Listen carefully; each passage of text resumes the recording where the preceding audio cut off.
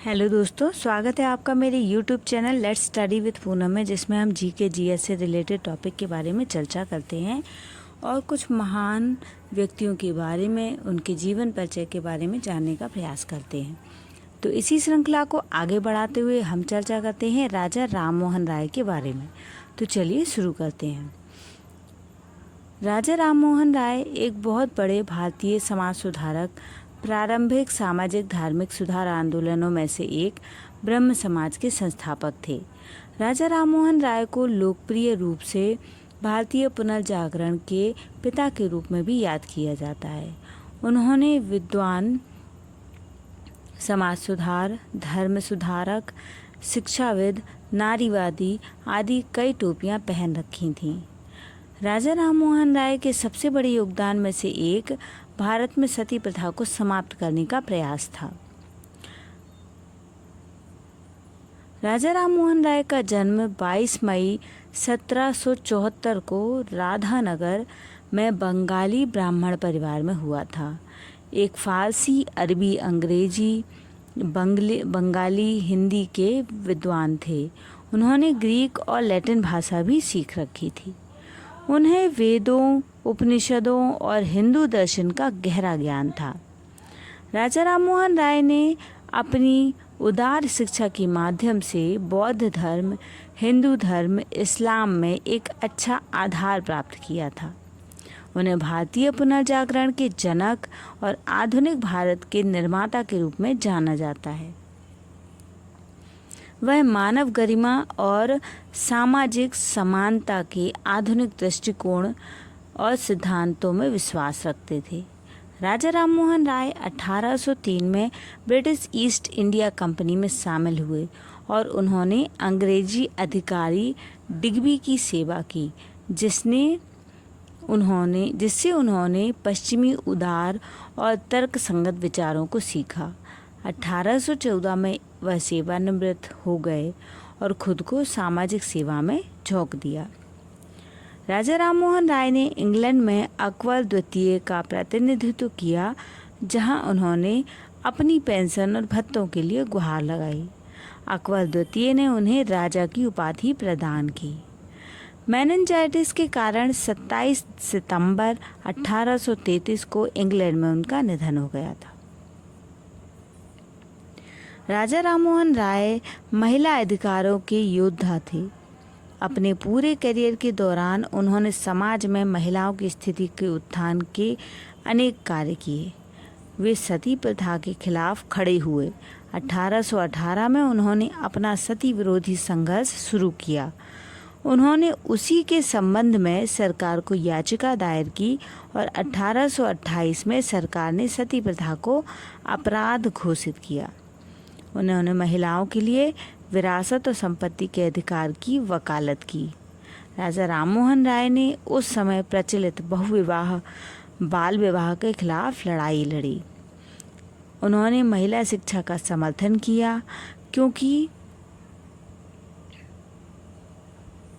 उनका मानना था कि केवल शिक्षा से ही महिलाओं को पुरुषों के बराबर सामाजिक दर्जा मिलेगा।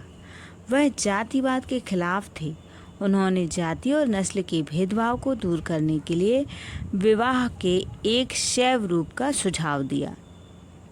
राजा राम मोहन राय ने 1814 में मूर्ति पूजा, अर्थहीन कर्मकांडों, अंधविश्वासों के खिलाफ धर्म युद्ध करने के लिए आत्मीय सभा की शुरुआत की। उन्होंने एकेश्वरवादी आदर्शों का प्रसार किया। राजा राम मोहन राय ने शिक्षा की पश्चिमी प्रणाली पर जोर दिया और उन्हें भारत में लाने के लिए बहुत कार्य किए। 1817 में डेविड हेयर के साथ उन्होंने कोलकाता में हिंदू कॉलेज की स्थापना की। 1822 में उन्होंने एंग्लो हिंदू स्कूल की स्थापना की, जिसमें यांत्रिकी और वोल्टेयर के दर्शन को पढ़ाया जाता था। 1825 में उन्होंने वेदांत कॉलेज शुरू किया, जहां भारतीय शिक्षा के साथ साथ पश्चिमी सामाजिक भौतिक विज्ञान भी पढ़ाए जाते थे। संवाद कौमुदी 1822 में राजा राममोहन राय द्वारा शुरू किया गया एक बंगाली साप्ताहिक था। उन्होंने मिरात उल अकबर की शुरुआत की, जो फारसी पत्रिका थी।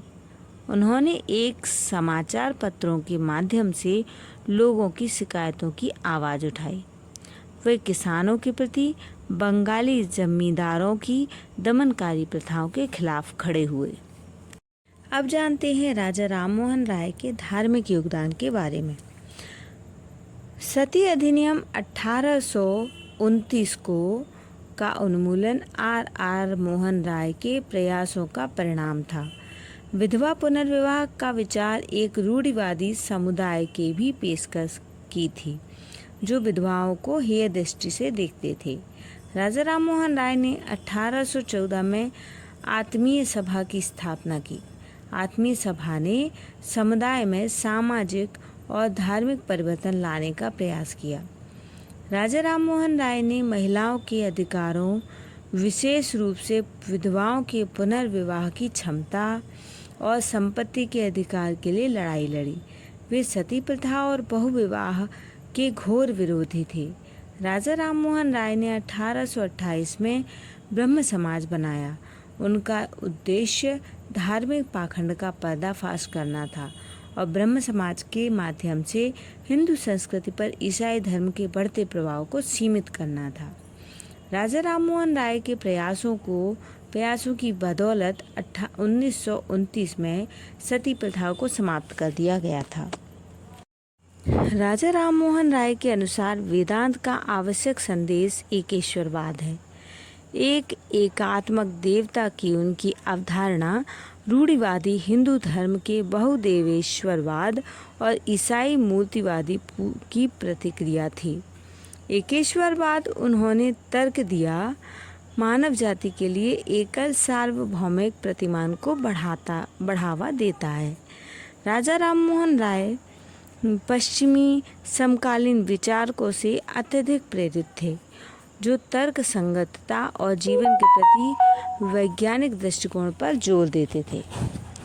राजा राममोहन राय के गृह बंगाल की धार्मिक और सामाजिक गिरावट उनकी तत्काल चुनौती थी।